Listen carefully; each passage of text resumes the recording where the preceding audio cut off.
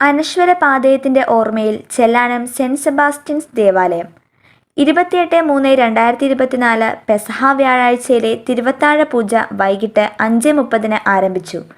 Chellanam saint Sebastian's ദേവാലയ വികാരി reverend father Sibichan ചെറുതിയിൽ മുഖ്യ കാർമ്മികനായിരുന്നു. പെസഹ വ്യാഴം 3 കാര്യങ്ങളാൽ പ്രാധാന്യമുള്ളതാകുന്നു. 1. പരിശുദ്ധ കുർബാന സ്ഥാപിച്ച ദിനം. 2. പൗരോഹിത്യ സ്ഥാപന ദിനം. 3. ഏറ്റവും വലിയ കൽപ്പന നൽകിയ ദിനം.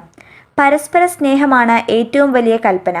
സ്നേഹമില്ലെങ്കിൽ ഈ വിശുദ്ധ വാരാചരണത്തിൽ അർത്ഥമില്ലെന്ന് റവറന്റ് ഫാദർ സിബിച്ചൻ ഇടവക ജനത്തെ ഓർമ്മിപ്പിച്ചു.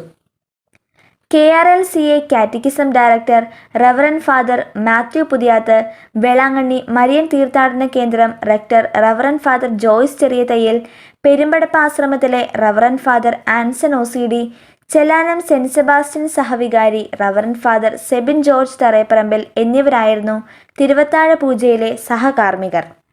എല്ലാവരും പുരോഹിതരാകുന്നു. ശുശ്രൂഷ പൗരോഹിത്യം സ്വീകരിച്ച അച്ഛന്മാർ മാത്രമല്ല, മാമോദിസ സ്വീകരിച്ച സകലരും രാജകീയ പൗരോഹിത്യത്തിൽ പങ്കാളികളാണ്. ഇത് മറന്നു പോകുമ്പോഴാണ് ശുശ്രൂഷ പൗരോഹിത്യം സ്വീകരിച്ച അച്ഛന്മാരെ സഹായിക്കാൻ നാം മറന്നു പോകുന്നത്. ഞാനും പൗരോഹിത്യത്തിന്റെ ഭാഗമാണെന്ന് ഓർമ്മയുള്ള ഒരാൾക്ക് പൗരോഹിത്യത്തെ തള്ളിപ്പറയാനാവില്ല. തിരുവത്താഴ പൂജയിലെ വചനപ്രഘോഷണത്തിൽ റവറന്റ് ഫാദർ ആൻസൺ OCD ജനത്തെ ഉദ്ബോധിപ്പിച്ചു.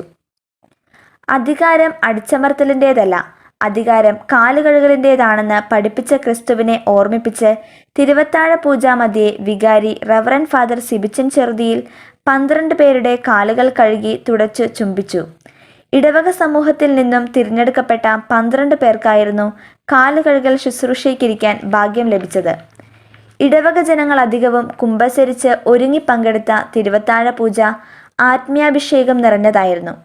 അന്ത്യാത്താഴത്തിൽ ഒറ്റിക്കൊടുക്കപ്പെട്ടവന്റെ ഹൃദയത്തിന്റെ തീയിൽ നിന്ന് രൂപം കൊണ്ട അനശ്വര പാഥേയമായ വിശുദ്ധ കുർബാനയെ വിശുദ്ധമായ ഹൃദയത്തോടെ ഇടവക ജനം ഉൾക്കൊണ്ടു.